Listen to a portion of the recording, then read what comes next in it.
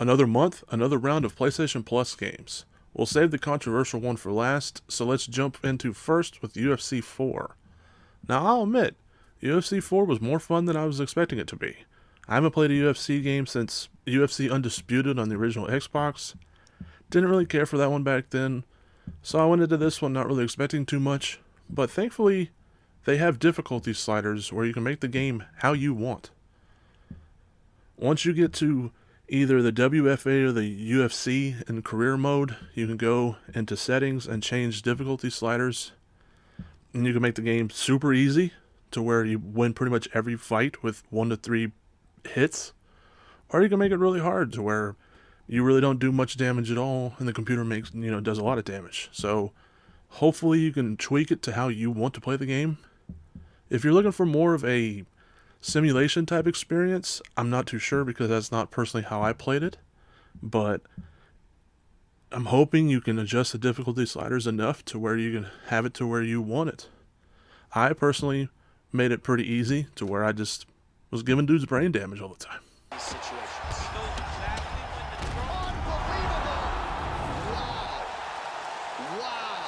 Now, the next one is the PS5 game, Planet Coaster. If you don't know what Planet Coaster is, have you ever heard of Roller Coaster Tycoon when you were younger? Well, there you go. That's basically Planet Coaster.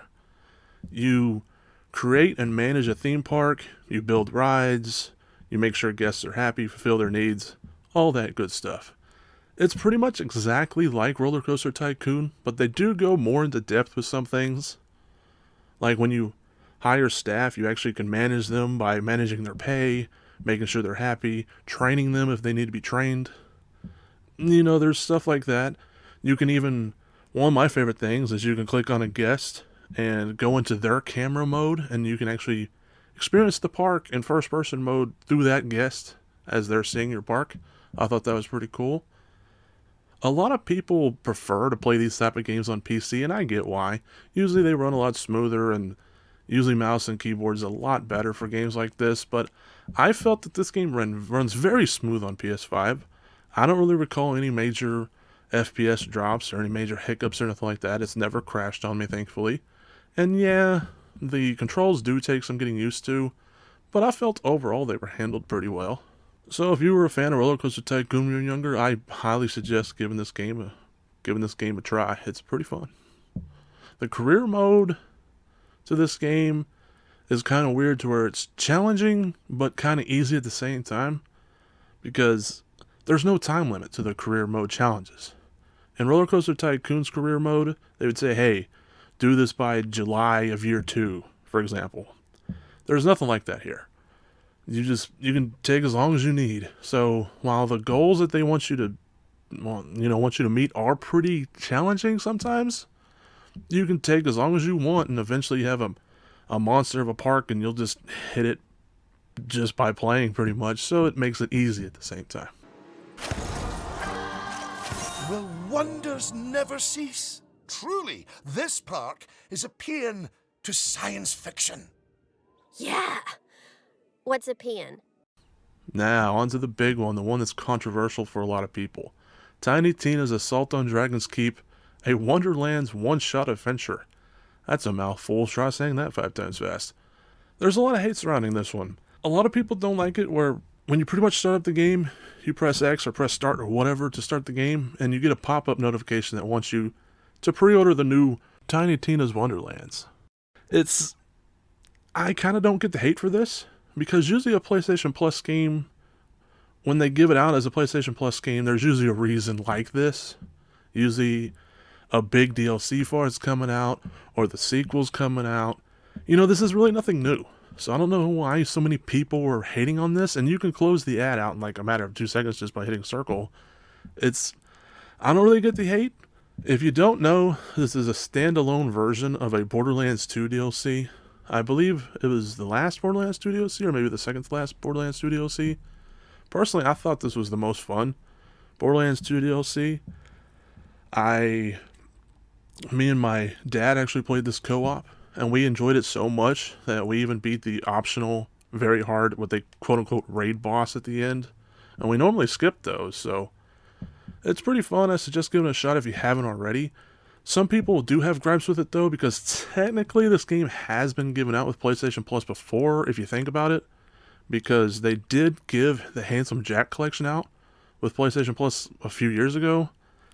And since this is a Borderlands 2 DLC, and the Handsome Jack collection comes with all the Borderlands 2 and the pre-sequel and all the DLCs, technically they've kind of given this out for free before, if you think about it like that.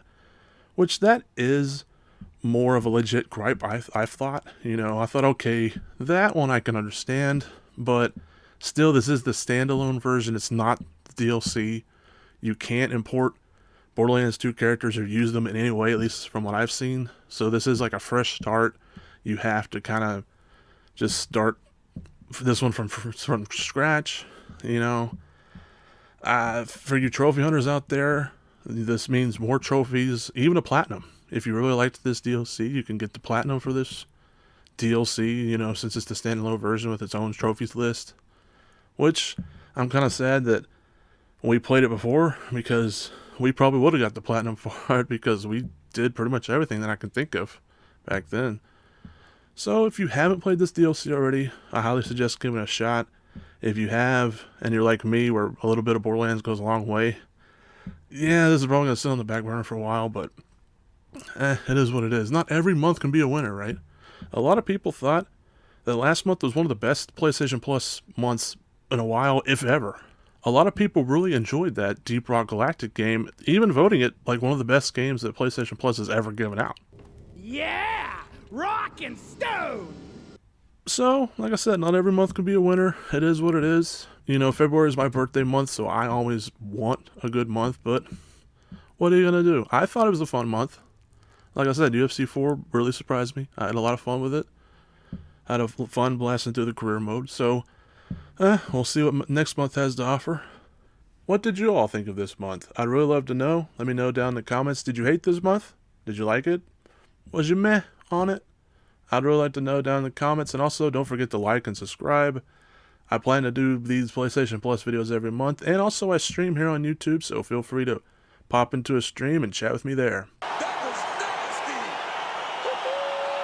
Pinpoint strike to end this fight. It landed flush. I'm not even sure the opponent wholly saw it coming. And before he could recover, the referee was in to stop the fight. So a huge knockout victory for that fighter here tonight.